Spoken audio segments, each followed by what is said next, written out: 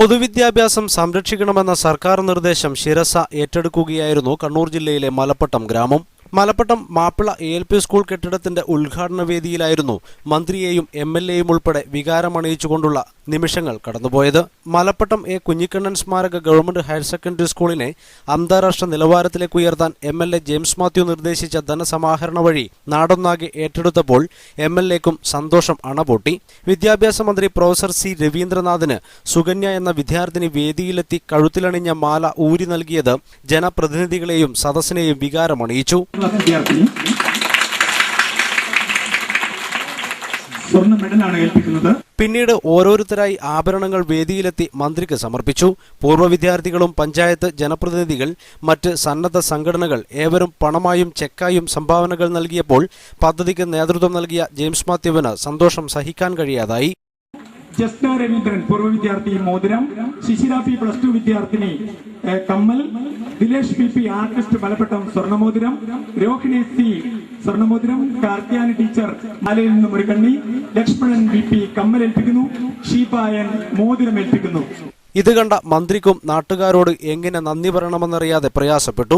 പൊതുവിദ്യാഭ്യാസം സംരക്ഷിക്കാനുള്ള നാട്ടുകാരുടെ ഈ ശ്രമം സംസ്ഥാനത്തിന് മാതൃകയാണെന്നും സർക്കാരിന്റെ നന്ദി രേഖപ്പെടുത്തുന്നതായും മന്ത്രി രവീന്ദ്രനാഥ് പറഞ്ഞു.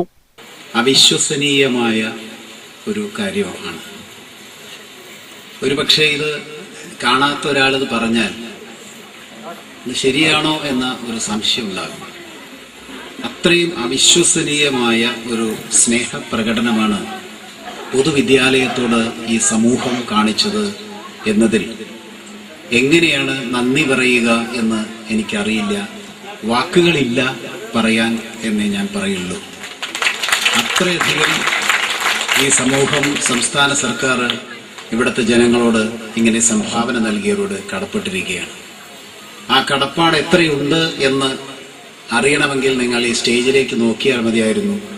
ഇതെല്ലാം ആസൂത്രണം ചെയ്ത് കേരളത്തിന്റെ പൊതുവിദ്യാഭ്യാസ എല്ലാ പദ്ധതികളെയും മുന്നോട്ട് നയിക്കത്തക്ക രീതിയിൽ നിങ്ങളുടെ മണ്ഡലത്തെ പൊതുവിദ്യാഭ്യാസത്തിന്റെ ഇറ്റില്ലമാക്കി മാറ്റാൻ ശ്രമിക്കുന്ന നിങ്ങളുടെ പ്രിയങ്കരനായ MLA ശ്രീ ജെയിംസ് മാത്യുവിന്റെ കണ്ണുകൾ നിറഞ്ഞത് നിങ്ങൾ കണ്ടതാണ്.